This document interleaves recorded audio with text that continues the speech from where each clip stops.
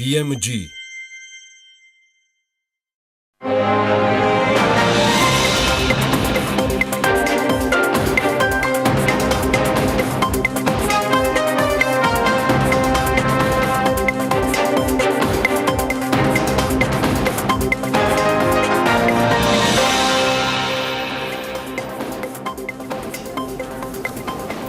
მაღალი ფასები ინტერნეტზე სხვა ქვეყნებთან შედარებით ფიქსირებულ ქსელში და პირიქით დაბალი მობილურ ქსელში.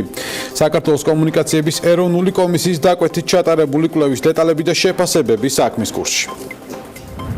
საქმის კურსში კომერციული დავების ვიწრო სპეციალიზაციის კოლეგიის საქმიანობაზე მოგიყვებით კონკრეტული ბიზნეს დავები და кейსები.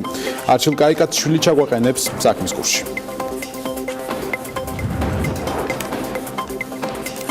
შუადღემშვიდობის BMG იწყებს თქვენთვის პირდაპირ ეთერში მუშაობას საქმის კურსს დავით ჯალღონია და ბექა ბაციკაძე გავუცხოვთ. მოგესალმებით, გვიყურებთ TV პირველზე და გვისმენთ ჩვენი პარტნიორი რადიოების თბილისის და ჰერეთის ეთერში FM 93.5 და 5-ზე, 108-და და 8-ზე. ქართული მეტროს ისტორია 2 დღეა მემანქანეების გაფიცვით იწერება. გუშინ გვიაღამით თბილისის მერსა და გაფიცულებს შორის შეხვედრა უშედეგოდ დასრულდა, თუმცა დღეს არც მერიისგან გვესმის, რომ მემანქანეები ვინმე საშანტაჟებენ და არც საპროტესტო ნაბიჯების ავტორები გამორიცხავენ გარკვეულ მობებზე წავსვლას იქიდან გამომდინარე, რა შესთავაზებს მათ ახლო მომავალში კახა კალაძე. რამდენად დაახლოვდა მხარეების პოზიციები და ისე ვითხოვენ თუ არა გაფიცულები ხელფასების 45%-ით გაზრდას.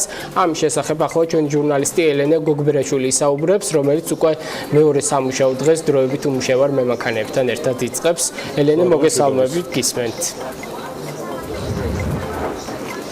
დიახ, გაფიცული მემანქანეების მოთხოვნა არის უცვლელი, ისინი ხელფასების 45%-ით მატებას და ასევე სამუშაო პირობების გაუმჯობესებას მოითხოვენ, თუმცა მას შემდეგ რაც გუშინ კახი კალაძესთან შეხვედრა უშედეგოდ დასრულდა, დღეს მეტროს მემანქანეები აცხადებენ, რომ ისინი მზად არიან გარკვეულ დათმობებზე წავიდნენ იმ შემთხვევაში, თუ თბილისის მერია და თბილისის სატრანსპორტო კომპანია მათთვის სახელფასო სარგოს მატებას ეტაპობრივად განახორციელებს მიმდინარე წლიდან.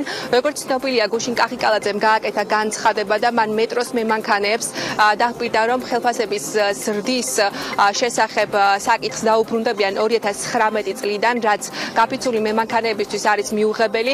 როგორც ისინი აცხადებენ, 2019 წლამდე უნდა მოხდეს მათთვის ხელფასების მატება და იმ შემთხვევაში, თუ კონკრეტული თარიღი ეწოდინება, თუ როდის მოახდენს თბილისის მერია მათთვის ხელფასების ზრდის შესახებ გადაწყვეტილების მიღებას, მზად არიან, რომ 45%-იანი მოთხოვნა ხელფასების ზრდის 30%-მდე შემცირდეს.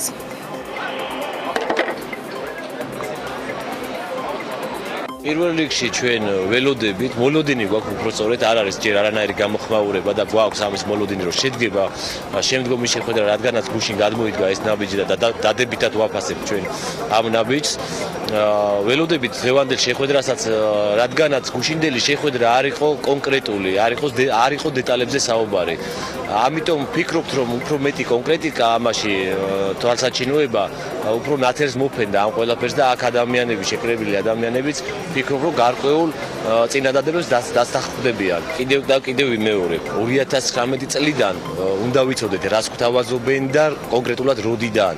თუ ეს დეტალები იქნება ჩვენთვის ცნობილი, თუ იქნება პოზიცია, ჩვენ შეგვიძლია ამ პოზიციაზე შემდეგ ვიმსჯელოთ და მივიღოთ გადაწყვეტილება. უბრალოდ ეს პოზიციები უნდა არსებობდეს. ჩვენ ვიცით ერთი მხოლოდ ზოგადი.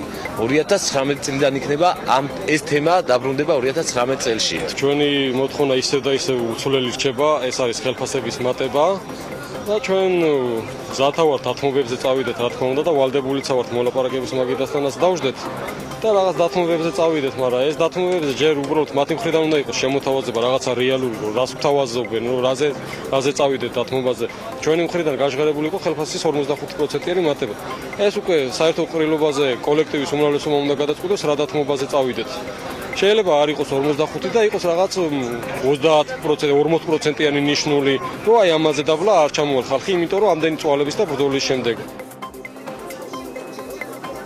როგორც უკვე მოისმინეთ, დღეს გაფიცულ მემანქანეებთან თბილისის მერიის წარმომადგენლები არ გამოჩენილან, შესაბამისად მათთვის არ არის ცნობილი რა ტიპის შეთავაზება ექნება თბილისის მერს მემანქანეების მისამართით. როგორც ჩვენთვის გახდა ცნობილი, თბილისის მერიაში სპეციალური ბრიფინგი ჩაინიშნა 4 საათზე და ამ ბრიფინგს გამართავს კახიკალაძის მოადგილე ირაკლი ხმალაძე. მანამდე ცოტა ხნის წინ აქ მეტროს მემანქანეებთან შეხვედრაზე მოვიდა სახალხო დამცველი, როგორც ნინო ლომჯარიამ განაცხადა, სრულად ასეთ კომპეტენტური მოთხოვნები აქვთ გაფიცულ მეტროს მემანქანეებს და ის უარყოფითად აფასებს სასამართლოს გადაწყვეტილებას, რომლის მიხედვითაც მემანქანეებს სამუშაო საათებში სასამართლომ გაფიცვის უფლება აუგრძელა. მადლობა ელენე გოგბერაშვილი საუბრობდა აქციიდან. ფაქტია, რომ მემანქანების გაფიცვამ ამ ორ დღეში უკვე საკმაოდ ბევრი პრობლემა შექმნა სატრანსპორტო მიმართულებით. ნახოთ როგორ გაგრძელდება მოვლენები. იქამდე კი საქართველოში ფიქსირებულ ქსელში ინტერნეტის ფასები მაღალია, სხვა ქვეყნებთან შედარებით, მობილურ ქსელში კი პირიქით დაბალი. ასეთია კომუნიკაციების მარეგულირებელი ეროვნული კომისიის დაკვეთით მომზადებული კვლევის შედეგები, რომელმაც ინტერნეტის ფასები სხვადასხვა ქვეყანაში შეისწავლა. კერძო სექტორის ნაწილი ამ კვლევას არ ეთანხმება და აცხადებს, რომ პირიქით ზოგიერთ შემთხვევაში მსხვილი ოპერატორები დემპინგური ფასებით მოქმედებენ. როგორია კერძო სექტორის აზრი და კომუნიკაციების კომისიის განმარტება, ამას სალომე მეცხვარიშვილი გვეტყვის. სალომე შუადღემშვიდობის კომუნიკაციების მარეგულირებელი კომისიის მიერ გამოქვეყნებულ ანგარიშში ნათქვამია, რომ საქართველოში ფიქსირებული ინტერნეტის ფასი საშუალოდ 29 ევროს შეადგენს. საუბარია 12-30 მეგაბიტი წამის სიჩქარის ინტერნეტზე, ანუ დაბალი სიჩქარის ინტერნეტზე. ამ მაჩვენებლით საქართველო უსწრებს ისეთ ქვეყნებს, როგორიცაა პოლონეთი, ლიტვა, ლატვია, ესტონეთი, ფინეთი და ჩამორჩება, ანუ ჩვენთან უფრო იაფიღი ჩამორჩება ისეთ ქვეყნებს, როგორიც არის ამერიკის შეერთებული შტატები, ესპანეთი, ირლანდია, კანადა და ასე შემდეგ. რაც შეეხება 30-დან 100 მეგაბიტ წამამდე სიჩქარის ინტერნეტს, რომელსაც მომხმარებლების მცირე ნაწილი იყენებს, ამ ინტერნეტის ფასი 39 ევროა. ანგარიში განხილულია ქვეყნის მასშტაბით იმ უდიდესი ოპერატორების შეთავაზებები, რომელთა ჯამური საბაზრო წილი 40%-ს აღემატება. შერჩეულია ერთი ყველაზე იაფი პაკეტი და განიხილება ერთთვიანი ვადის მქონე სტანდარტული პაკეტები. ამასთან მეთოდოლოგია არ ითვალისწინებს ინსტალაციის საფასურს, პრომო აქციებსა და სხვა დამატებით გადასახადებს. კერძო სექტორისა და ექსპერტების ნაწილს კვლევის მეთოდოლოგიაში ეჭვიში აქვთ და აცხადებენ, რომ პირიქით საქართველოში არის შემთხვევები, როდესაც მსხვილი ოპერატორები დემპინგური ფასებით ოპერირებენ. ამასთან დაკავშირებით მცირე ოპერატორებს კომუნიკაციების მარეგულირებელი კომისიისთვის მიმართულიც აქვთ, თუმცა უწყებას ისინი არ განუხილავს. თუ ჩვენ შევხედავთ ეგრეთ წოდებულ 4 მაგ შეთავაზებებს, სადაც ფასები არის ძალიან დაბალი და ჩვენი აზრით ორგანიზაციის არის დემპინგური ფასები. იმიტომ რომ ტელევიზია შეუძლებელია ინტერნეტი ქუთაისლებისთვის ღირდეს 12 ლარი და თბილისში ღირდეს იგივე ინტერნეტი 59 ლარი. ლოგიკა არ არის უბრალოდ, რომ ამორჩეულია მარნეულის რეგიონი, მაგალითად ზესტაფონის რეგიონი, სამეგრელო, გურია და შეთავაზებულია დიდი ოპერატორების მხრიდან, საუბარია მაგთზე და საუბარია სილქზე. ეს მაგთიმ დაიწყო, უნდა ითქვას ესეც რა თქმა უნდა, დემპინგურად დაბალი ფასები. შესულია დაახლოებით 4 განცხადება კომისიაში. ამ დემპინგ ფასთან დაკავშირებით ბაზარს ანგრევს, ანადგურებს. რას ნიშნავს შვიდი და რას ნიშნავს იაფი? და ვისთან შედარებით? ხო, ეს ძალიან ფარდობითი თემაა. რაც შეეხება ინტერნეტის ფასებს, მე არაერთხელ მიდგომს და კიდევ ერთხელ ვამბობ. ფასს არ აქვს მნიშვნელობა. ანუ საცალო ფასს არ აქვს მნიშვნელობა. აქ არ უნდა იყოს განსხვავება საცალოს და საბიტუმოს შორის. ანუ იქ არ უნდა იყოს, როგორც კი იქ დაალაგდება, არ უნდა იყოს 10-ჯერ, 20-ჯერ, 7-ჯერ, არ ვიცი განსხვავება. ის თითქმის ერთნაირი უნდა იყოს. როგორც კი ეს დაალაგდება, ფასებიც დაალაგდება. კომუნიკაციების მარეგულირებელი ეროვნული კომისია განმარტავს, რომ მობილურ ქსელში ინტერნეტის დაბალი ფასები მაღალი კონკურენციიდან გამომდინარეობს. რაც შეეხება ფიქსირებული ინტერნეტის ფასებს, კომუნიკაციების ეროვნული კომისიის წევრი ვახტანგ გაბაშიძე ამბობს, რომ მოცემულია სტანდარტული ტარიფები, რომელიც აქციებს არ ითვალისწინებს. რაც შეეხება შეკითხვას, რატომ არ გამოიკვლია კომისიამ ინტერნეტ კომპანიების საჩივარი, რომელიც დემპინგურ ფასებს ეხებოდა, ვახტანგ გაბაშიძე ამბობს, რომ ამ შემთხვევაში პრობლემას კვლევის მეთოდოლოგია იწვევს, რომლის ცვლილებაც ამ პერიოდში მიმდინარეობს. ინტერნეტის ნაწილში არის საშუალოზე მაღალი, მაგრამ აქ საუბარია სტანდარტულ პაკეტებზე. ფაქტია, რომ საქართველოში არის სხვა შეთავაზებები, უფრო იაფი, მაგრამ რეალობას ვერ გავექცევით. რაც შეეხება განაცხადებს, რამდენადაც მე მახსოვს, აქ საუბარი იყო სწორედ რაიონებში, საქართველოს რამდენიმე რაიონში შეთავაზებების თაობაზე, რომელიც აქვს მაგთის და სილკნეს. თავად დემპინგურია ეს ფასები თუ არა, ამას სჭირდება სერიოზული კვლევა, სერიოზულ კვლევას სჭირდება მეთოდოლოგია. ეს მეთოდოლოგიის ცვლილება მოხდა გასული და მიმდინარე წლის განმავლობაში. იმისათვის რომ უფრო ეფექტური გავხადოთ და თუკი შესაძლებელი არის თუნდაც ტარიფები გადაიხედოს, მარეგულებელი კომისია მუშაობს ასევე ტვინინგის პროექტის ფარგლებში ახალ, ასე ვთქვათ, გათვლებზე ურთიერთჩართვის ტარიფის, მათ შორის არა მხოლოდ ამის ბაზრის კვლევის და ყველა მიმართულებას შეიცავს კუმულატიურად და ამის შემდეგ ვფიქრობთ, რომ კიდევ უფრო ეფექტური გახდება. ჩვენთან საუბრისას ევროპის მაუწყებელთა კავშირის წარმომადგენელი აცხადებს, რომ ქვეყანაში ინტერნეტის მაღალ ფასს უმეტეს შემთხვევაში ინტერნეტის ინფრასტრუქტურის არასაკმარისი განვითარება იწვევს. სწორედ ამიტომ ქვეყანამ ინვესტიციების მოზიდვაზე უნდა იზრუნოს. ამ მიმართულებით საქართველოში მუშაობა უკვე დაწყებულია და საყოველთაო ინტერნეტიზაციის პროექტი პირველ ნაბიჯებს დგამს.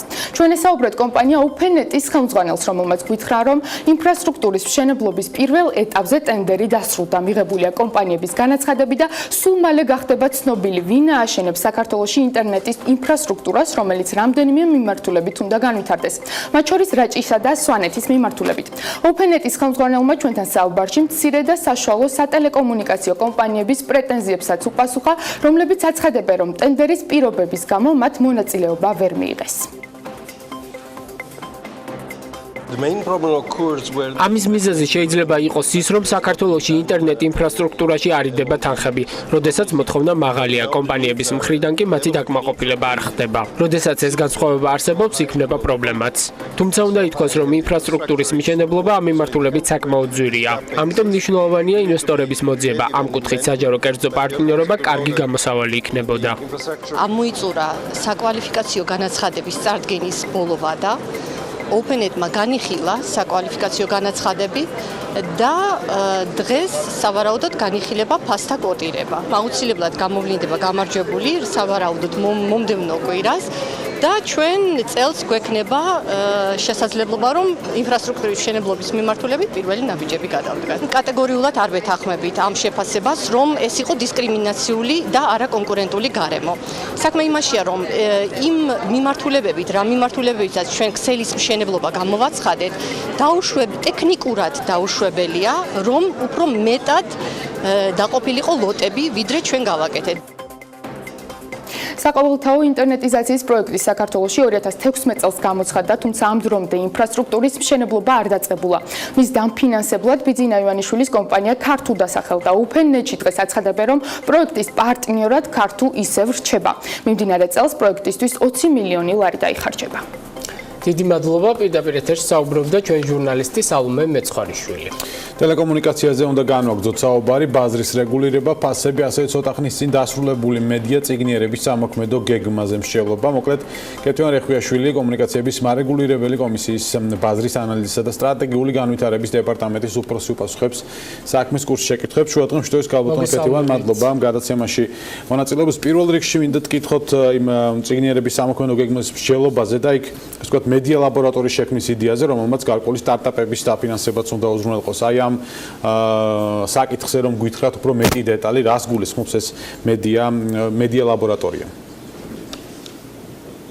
მოგესალმებით, დიდი მადლობა გადაცემაში მოწვევისთვის და ასე ოპერატიულად და სწრაფად ამ საკითხის გაშუქებისთვის. კი ბატონო, როგორც თქვენთვის ცნობილია, კომისიას 2017 წლის დეკემბრის საკანონმდებლო ცვლილებების ფარგლებში ახალი ფუნქციები განესაზღვრა, კერძოდ მედია წიგნიერების განვითარების ხელშეწყობა. ამ მიმართულებით ჩვენი ვალდებულება იყო გარკვეული სამოქმედო გეგმის შემუშავება 1 ივნისისთვის, რაზეც ჩვენ ძალიან აქტიურად ვიმუშავეთ და ამ პროცესში ჩავხვდეთ საერთაშორისო კონსულტანტები, კერძოდ ბატონი მარტინა ჩეპმენი, რომელიც დღეს ჩვენთან ერთად შეხვდა საზოგადოების სხვადასხვა წარმომადგენლებს, მათ შორის სამინისტროების წარმომადგენლებს, არასამთავრობო სექტორის წარმომადგენლებს და ამ შეხვედრაზე დეტალურად გავიარეთ ის ძირითადი მიმართულებები, რომელსაც კომისია ხედავს, რომ არის მნიშვნელოვანი და ყველაზე ესეთი პრიორიტეტული ამ მიმართულებით. შესაბამისად სექტორის წარმომადგენლები თავის შენიშვნებს და მოსაზრებებს გაგვეცნობენ, აქაც გაგვიზიარეს გარკვეული ნაწილი. შეხედულება გითხარით მიმართულებებთან დაკავშირებით და ამ შემდეგ მედია ლაბზეც რომ გითხრათ. კი ბატონო, ანუ 4 ძირითადი მიმართულება იქნა წარმოდგენილი. ერთი არის კვლევითი ნაწილი, რომ კომისიამ, ასე ვთქვათ, ხელი შეუწყოს მედია წიგნიერების მიმართულებით კვლევების ჩატარებას, რათა სხვადასხვა სამიზნე ჯგუფების ფარგლებში ვიცოდეთ რა მდგომარეობა გვაქვს და ამასთან წინა პლანზე წამოვწიოთ ის რისკები და ის საჭიროებები, რომელიც დგას მედია წიგნიერების მიმართულებით. ერთ-ერთი ფუნქცია არის კოორდინაცია მედია წიგნიერების მიმართულებით განხორციელებული აქტივობების. ასევე ძალიან მნიშვნელოვანი არის ეგრეთ წოდებული პლატფორმის აქსელის შექმნა, სადაც ყველა ეს მონაწილე მხარე შეძლებს როგორც ფიზიკურად, ასევე ვირტუალურად ონლაინ სივრცეში გაერთიანდეს, გააზიაროს ის მასალები, რაც უკვე მათ აქვთ, შევაჯეროთ ერთობლივად და გამოვცეთ ახალი მასალები, ეს იქნება სატრეინინგო მასალები, ეს იქნება უბრალოდ გაცნობითი და ცნობიერების ამაღლებაზე გამიზნული მასალები და ასევე არის მედია ლაბი, ეგრეთ წოდებული, ეს ერთ-ერთი ძირეული კომპონენტია. მედია ლაბზე უფრო ვცალთ რომ გითხრათ, ეს არის ბავარიის მაუწყებლობის მარეგულირებლის პროექტი, რომელიც მან წლების წინ ძალიან წარმატებულად განახორციელა და ჩვენ შევისწავლეთ ეს პრაქტიკა, მათ გაგვიზიარეს საკმაოდ ესეთი ვრცელი და საინტერესო ინფორმაცია. მედია ლაბი მიმართული იქნება კონკრეტულად ციფრული ჟურნალისტიკის, ციფრული მაუწყებლობის კუთხით ახალ ინოვაციურ პროექტებზე. ანუ კომისია თავისი შესაძლებლობების ფარგლებში მხარს დაუჭერს, შეარჩევს, ასე ვთქვათ, ყველაზე პერსპექტიულ და მნიშვნელოვან პროექტებს და მხარს დაუჭერს მათ განვითარებას. რა პრინციპით შეარჩევს ამ პროექტებს? შემდეგაც ისინი უკვე შეძლებენ. და რა ფარგლები აქვს ამ შესაძლებლობებს? ამასთან დაკავშირებით თუ რა პრინციპით? კი ბატონო.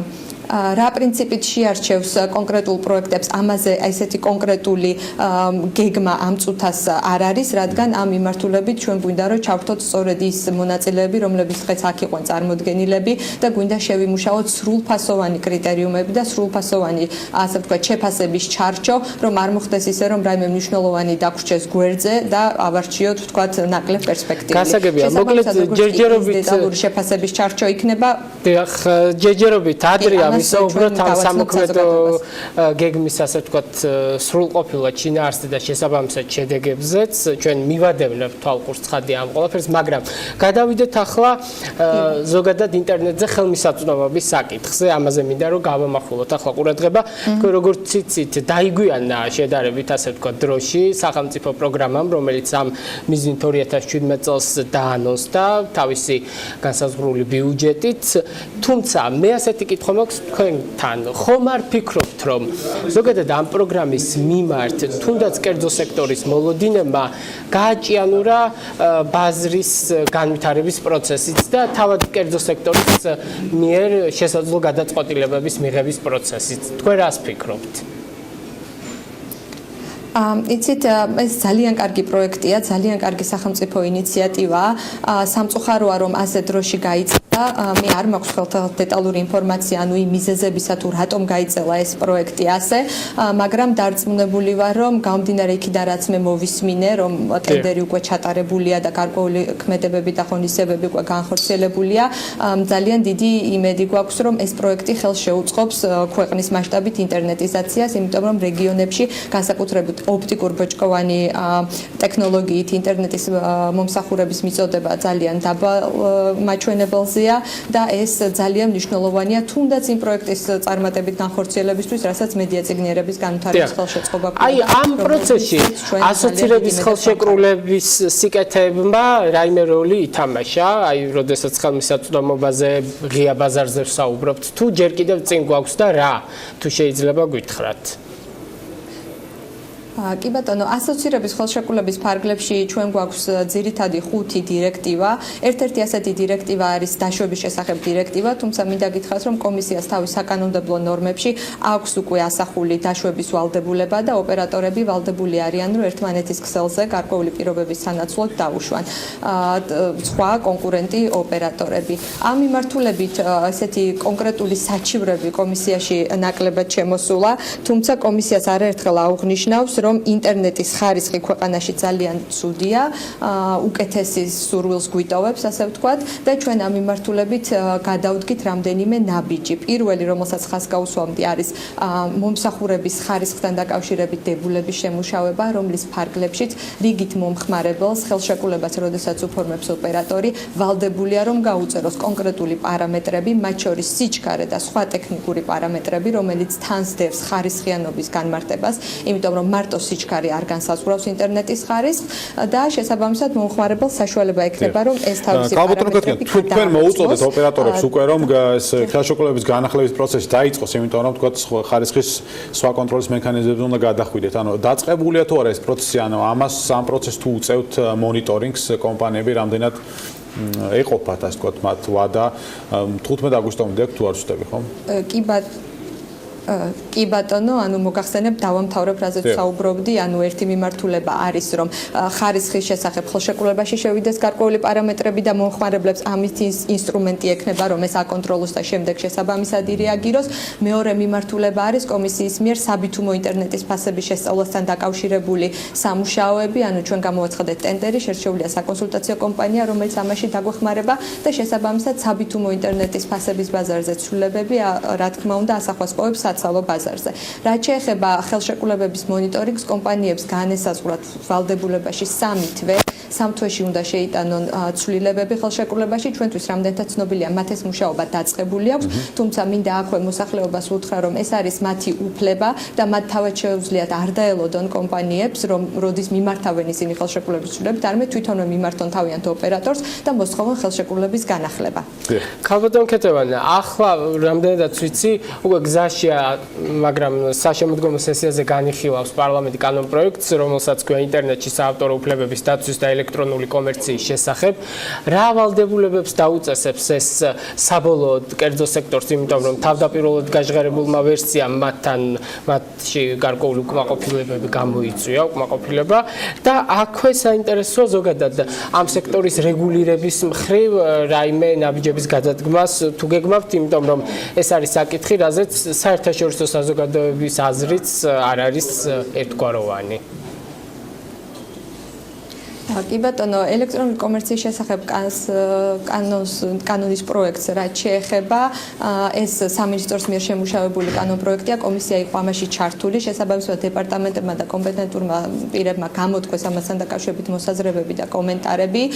მოდით ვნახოთ საბოლოო ჯამში რა სახით მიიღებს ამ კანონპროექტს პარლამენტი და შედეგებზე უკვე ვისაუბროთ იმის ფარგლებში თუ რა მოცემულობა გვექნება, იმიტომ რომ ამ შემთხვევაში, როდესაც ეს ჯერ კიდევ განხილვის საგანია და საბოლოოდ არ მიღებულა, ძნელია ვილაპარაკოთ თუ რა შედეგს გამოიღებს რაღაც, რაც ჯერ არ ვიცით საბოლოოდ რა სახით იქნება. კი ბატონო, დიდი მადლობა. ქეთევან რეხაშვილი იყო ჩვენი სტუმარი. მადლობა მას კიდევ ერთხელ გადაცემაში მონაწილეობისთვის. განვაგრძობთ საქმის კურსს. ტურისტების რაოდენობა მაისში 16.1%-ით გაიზარდა. შინაგან საქმეთა სამინისტროს მიერ ტურიზმის ადმინისტრაციისთვის მიწოდებული ინფორმაციის თანახმად მაისში საქართველოში 613.086 საერთაშორისო მოგზაურის ვიზიტი განხორციელდა, ზრდა 7.8%-ია. საერთაშორისო ვიზიტორების მიერ განხორციელებულმა ვიზიტების რაოდენობამ კი 541.752 შეადგინა, ზრდა +9%. რაც შეეხება ტურისტული ვიზიტების რაოდენობას, გასულ თვეში 399.754 ტურისტი ეწვია ქვეყანას, ესაა 50.818, ვიდრე 2017 წლის მაისში. ტურიზმის უახლეს სტატისტიკაზე გამართულ პრესკონფერენციას ჩვენი ჟურნალისტი თელარა გელანტიაც ესწრებოდა და ახლა მე დეტალს გვეტყვის თელარა. გამარჯობა. პირველ რიგში მინდა აღვნიშნო, რომ ტურისტების დათვლის მეთოდოლოგიაში შევიდა გარკვეული ცვლილებები და GIZ-ის დაფინანსებით მსოფლიო ტურიზმის ორგანიზაციის ექსპერტებმა საქართველოში არსებული ტურიზმის სტატისტიკის მსოფლიო პრაქტიკასთან ადაპტირება მოახდინეს.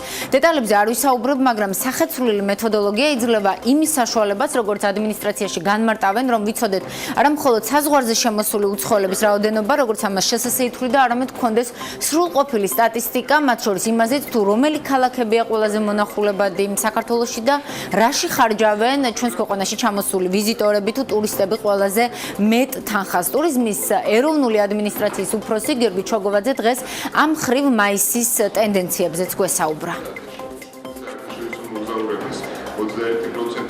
ამ ახალი მონაცემების და დეტალური მონაცემების საშუალებით ჩვენ შეგვიძლია უკვე ვნახოთ თუ რა არის ის რეგიონები და ის ქალაქები, რომელსაც ყველაზე ხშირად მოინახულებენ უცხოელი ტურისტები.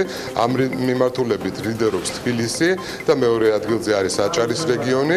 ყველაზე დიდი თანხა კი იხარჯება საქართველოში დასვენება, რეკრეაცია და კულტურული გართობის მიზნით.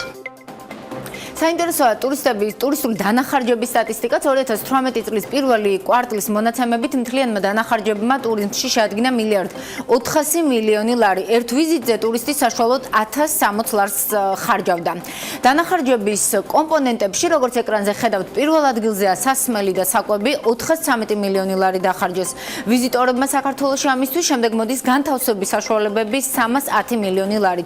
დანარჩენს გრაფიკაზეც ხედავს ახლა მაყურებელი ტურიზმის ადმინისტრაციის ინფორმაციითვე საერთაშორისო ტურიზმიდან შემოსავლები 4 თვეში გაზრდილია $177 მილიონი, $799 მილიონ დოლარამდე, 100 მილიონი. აქვე გაგაწყვეტინებ და გითხარი რომელი ქვეყნებიდან გსტუმრობენ, ყველაზე მეტად თუ გამოჩნდა საერთოდ ახალი ბაზრები. დათო ამ ხრივ დიდი ცვლილება არ გვაქვს ყოველ შემთხვევაში ამ მონაცემებით. რუსეთი, აზერბაიჯანი და სომხეთია სამეულში, მეზობლების შემდეგ მოდის თურქეთი რაოდენობრივად, მაგრამ კლება წინა წელთან შედარებით, ასევე სომხეთიდანაც შემცირებულია და უკრაინიდანაც ტურისტები. გერმანიას ხურავს ათეულს, პოზიტიური ტენდენციებია ევროკავშირის სხვა ქვეყნებიდან, მაგრამ ჯერჯერობით, როგორც ხედავთ, ტურისტები მაინც უფრო მეზობელი ქვეყნებიდან გსტუმრობენ. სხვათა შორის ინვესტორთა საბჭოს წლიურ ანგარიშში ყურადღება ამაზეც არის გამახვილებული. ანგარიში საბჭო იმ ნაკლოვანებებსა და სისუსტეებზე მიუთითებს, რომელიც ტურიზმის მიმართულებით არის ქვეყანაში. საბჭო აღნიშნავს, რომ მარკეტინგული ღონისძიებების დაგეგმვას ისეთ დიდ ქვეყნებში, როგორიცაა მაგალითად რუსეთის, ჯობს თანხები ალტერნატიულ ეფექტურ ბაზრებზე მიემართოს, მაგალითად ახალგაზრდა მოგზაურების მოზიდვაზე ქვეყანაში. გიორგი ჩოგოვაძე საბჭოს ანგარიშს ჯერ პირადად არ გაცნობია, მაგრამ შენიშვნებზე შემდეგი პასუხი გაგვცა.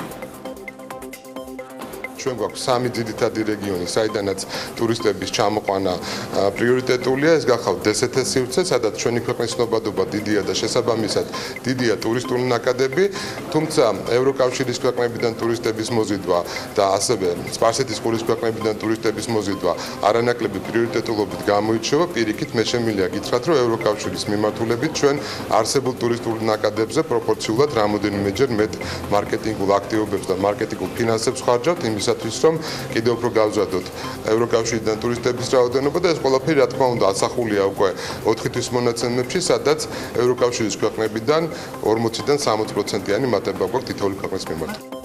სხვათა შორის ინვესტორთა საბჭოს ანგარიშში ჩეკინ ჯორჯიაც მოხვდა, არსებობს გონივრული შეშფოთების საფუძველი პროექტის ჩეკინ ჯორჯიას გამჭვირვალობასთან დაკავშირებით, კერძოდ კი მის დაგეგმვასა და ეფექტურობასთან მიმართებით განმარტავს ინვესტორთა საბჭო და მიუთითებს, რომ კითხვებია ღონისძიების კალენდართან დაკავშირებითაც, რომელიც უმეტესად ტურისტული სეზონის პიკს ემთხვევა. როგორც ვიცით, მთავარი პასუხისმგებელი პირი ამ პროექტზე ეკონომიკის სამინისტროა და ვეცდებით ამ კუთხით პასუხები პირადად მინისტრისგან მივიღოთ. გიორგი ჩოგოვაძეს დღეს გუშინ გაცხადებულ ანაკლის ფესტივალ ეკო ვეივზეც ვკითხეთ, რომელიც ფესტივალ ეგზიტის ქოლგის ქვეშ ჩატარდება. ჩოგოვაძის განცხადებით, ეგზიტი ევროპაში ერთ-ერთი პოპულარული ფესტივალია და ამიტომ მთავრობამ მისი თანადაფინანსების გადაწყვეტილება მიიღო. საერთო ჯამში ეს ფესტივალი 6 მილიონზე მეტი ლარი ჯდება, თუმცა სახელმწიფოს კონტრიბუცია დაახლოებით 4.100.000 ლარი იქნება და ფესტივალი 80 საერთაშორისო არტისტს მოიწვევს საქართველოში, ანაკლიაში, მათ შორის ისეთ ცნობილებს, როგორც გახლავთ არტისტი სახელწოდებით სოლომონი. შარშანაც იყო ჯემფეზე. დანარჩენი 2 მილიონი თქვა კერძო სექტორის სპონსორობით იქნება ეს? დანარჩენი თანხა უკვე ფესტივალის საორგანიზაციო მხარე აიღებს თავის თავზე და ჩვენ დარწმუნებული ვართ, რომ ეს ფესტივალი ძალიან წარმატებით ჩაიგდეს. იმედი ვიქონიოთ, რომ ასეც იქნება თანანაკლიაში, როგორც ვიცით, ჯემფესტი წელსაც ჩატარდება, ოღონდ დასაწყისში აგვისტოს 9-12 აგვისტოს და თან ამჯერად საბიუჯეტო სუბსიდიის გარეშე, ისე როცა მთავრობა სახელმწიფო პროგრამების ეფექტიანობას არ ზომავს, კარგი იქნება არც საბიუჯეტო ფული დახარჯონ. ჩეკინ ჯორჯია 2017 წლის კონცერტებზე გაყიდული ბილეთების რაოდენობა ამ დრომდე არ იციან ეკონომიკის სამინისტროში და საქმის კურსის თხოვნით თუ მოთხოვნით ახლა ითვლიან ესაა რეალობა. დათო ბექა. მადლობა მთელარა გელანტიას საინტერესო ინფორმაციისთვის. რეკლამის შემდეგ დაგიბრუნდებით რამდენიმე წუთში. დროებით.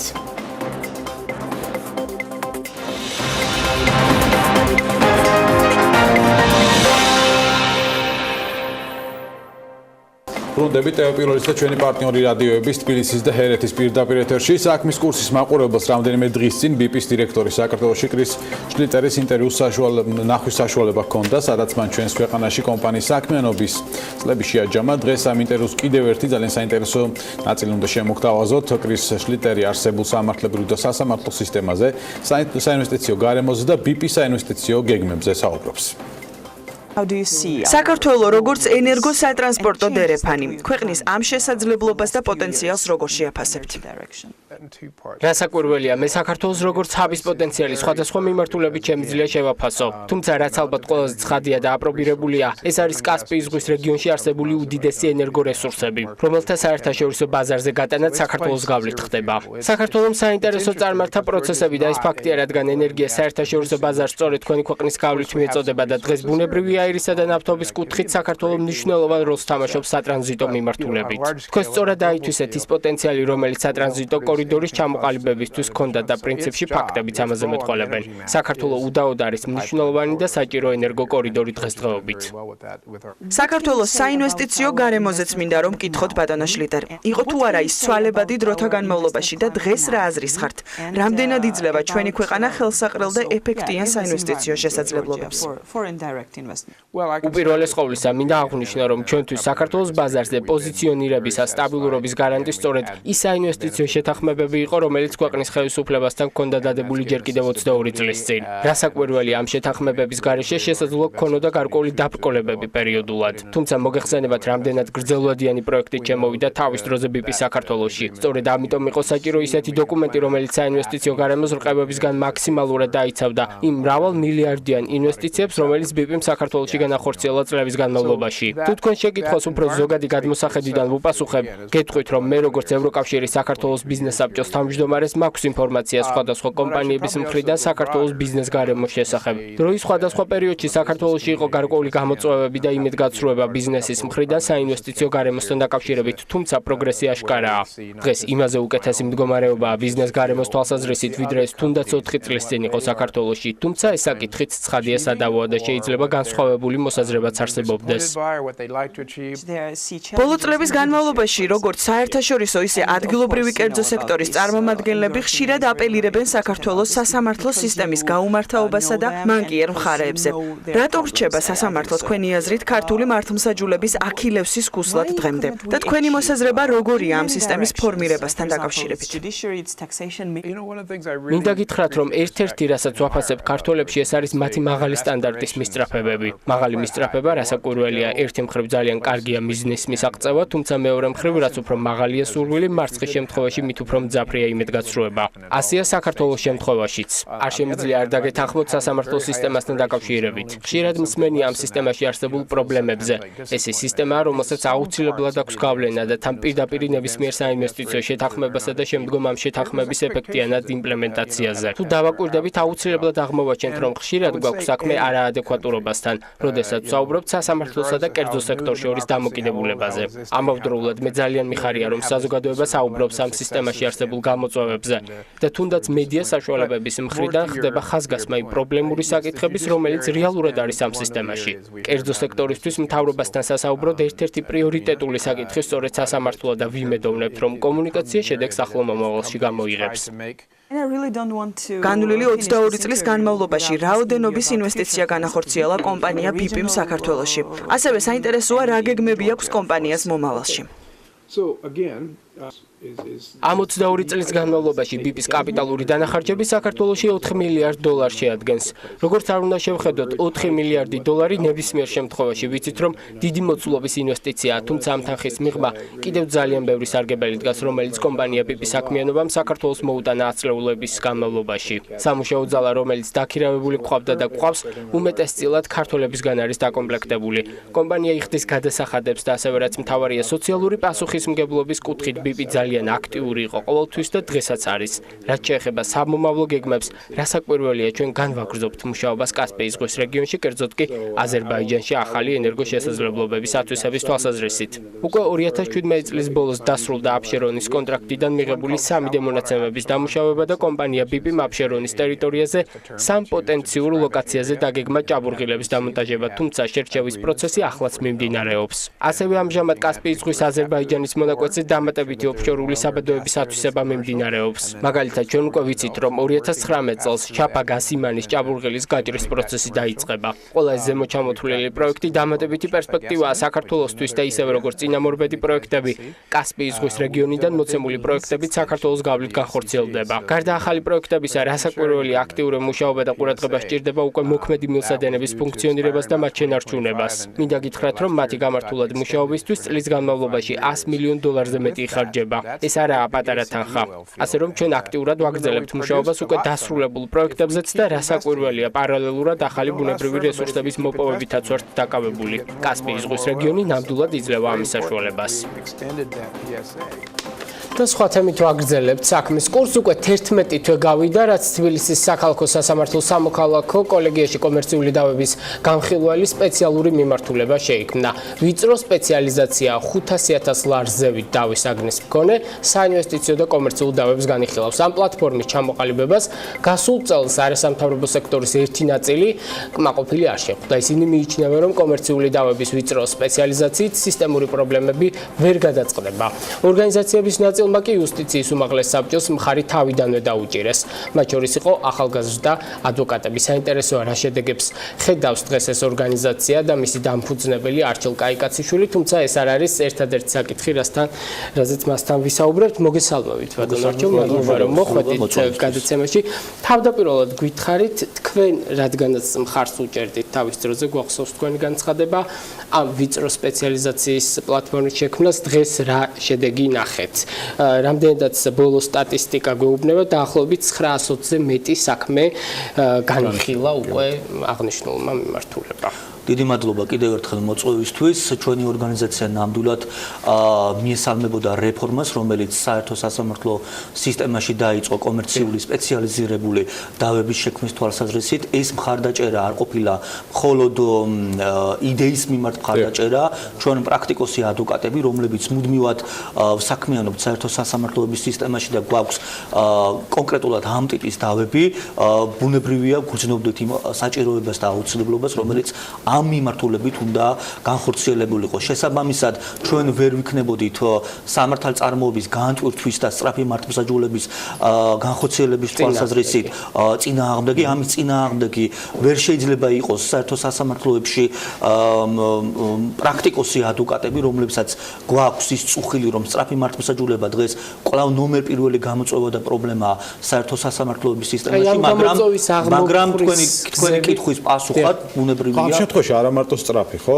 კომპეტენციაზეც მივდივართ და კომპეტენტურიც, როცა კომერციულ დავებზე იყო საუბარი, სულ ესეც იყო პრობლემა ერთ-ერთი, რომ კომპეტენცია შესაბამისი ეჭქვეშ დგებოდა გარკვეული მოსამართლეების. გასაგებია და ალბათ ეს უნდა აღვნიშნოთ, რომ თქვენ ალბათ არ მიადევნეთ ყურადღება იმ გარემოებასაც, რომ ჩვენი ორგანიზაცია ერთ-ერთი იყო, რომელმაც უარყოფითად შეხვდა თუ იქნება კოლეგია, მაშინ 4 მოსამართლით ის არ უნდა შექმნილიყო, იმიტომ რომ მოსამართლეთა რაოდენობა არის მცირე და შესაბამისად მათი კვალიფიკაციაც არის მნიშვნელოვანი. ეს კვალიფიკაცია თავად სახელმწიფომ დააყენა რეფორმის ინიციატორებმა და ავტორებმა ეჭქვეშ და თქვენს, რომ ისინი გადამზადებოდნენ უცხოეთში ამ თვალსაზრისით თუ ადგილზე. მოცემულ შემთხვევაში გვაქვს მდგომარეობა, როდესაც როგორც თქვენ ამბობთ 1000-მდე საქმეა განხილული, თუმცა ჩვენ ასევე გამოთხოვილი გვაქვს ამ საქმეების ყველაზე მნიშვნელოვანი, როდესაც ჩვენ კომპეტენციაზე მივდივართ. ეს არის დასაბუთების ნაწილი და ეს არის ის სტატისტიკა, თუ რამდენად კმაყოფილია, რამდენად საჩივრდება, თუ არ საჩივრდება შემდგომ ინსტანციაში პროცესში ვართ, იმიტომ რომ ეს ახალი ინსტიტუცია. მოცემულ შემთხვევაში საზოგადოდ შეიძლება ითქვას, რომ იდეას მივესალმებით, მაგრამ პროცესს აქვს ხარვეზები. რა შეიძლება ამ პროცესში, მომდევნო ეტაპის ნაბიჯი გადაიდგა საიმისოთ, რომ დავაგდეს ეს ვითარება და აღარ მოგიწიოთ სასამთავრობო სექტორს ასეთი ტიპის შენიშვნების გაჟღერება? თავარი მოცემულ შემთხვევაში არის ის, რომ ჩვენ უნდა მოვითხოვოთ და მივიღოთ შედეგად უფრო სწრაფი მართლმსაჯულება. 4 მოსამართლე, რომელიც ამ საქმეს განიხილავს, მოცემულ ეტაპზე საკმარისი არ არის. ჩვენ უნდა მხარი დაუჭიროთ რეფორმას ბოლომდე იმ თვალსაზრისით, რომ უნდა შეიქმნას სპეციალიზირებული მიმართულება, სპეციალიზირებულ კოლეგიად. შესაბამისად, კოლეგიას როცა ვქმნით, ის 4 მოსამართლით საკმარისი არ არის.